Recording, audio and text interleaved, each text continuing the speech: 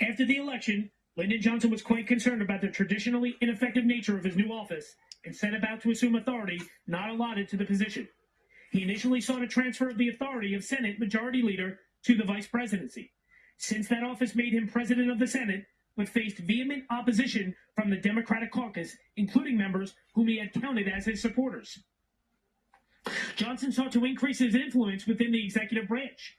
He drafted an executive order for Kennedy's signature, granting Johnson general supervision over matters of national security and requiring all government agencies to cooperate fully with the vice president in the carrying out of these assignments. Kennedy's response was to sign a non-binding letter requesting Johnson to review national security policies instead. Kennedy similarly turned down early requests from Johnson to be given an office adjacent to the Oval Office and to employ a full-time vice presidential staff within the White House. His lack of influence was thrown into relief later in 1961 when Kennedy appointed Johnson's friend Sarah Hughes to a federal judgeship, whereas Johnson had tried and failed to garner the nomination for Hughes at the beginning of his vice presidency. House Speaker Sam Rayburn wrangled the appointment from Kennedy in exchange for support of an administration bill. Moreover, many members of the Kennedy White House were contemptuous of Johnson, including the president's brother, Attorney General Bobby Kennedy, and they ridiculed his comparatively brusque, crude manner. Congressman Tip O'Neill recalled that the Kennedy men had a disdain for Johnson that they didn't even try to hide.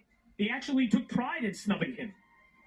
Kennedy, however, made efforts to keep Johnson busy, informed, and at the White House often, telling aides, "I can't afford to have my vice president, who knows every reporter in Washington, going around saying we're all screwed up, so we're going to keep him happy."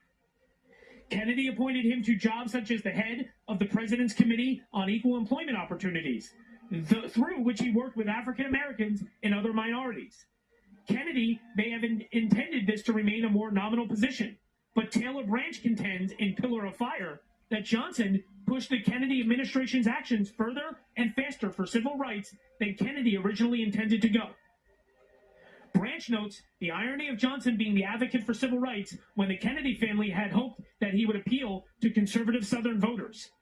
In particular, he notes Johnson's Memorial Day 1963 speech at Gettysburg, Pennsylvania, as being a catalyst that led to more action. Johnson took on numerous minor diplomatic missions, which gave him some insights into global issues, as well as opportunities for self-promotion in the name of showing the country's flag.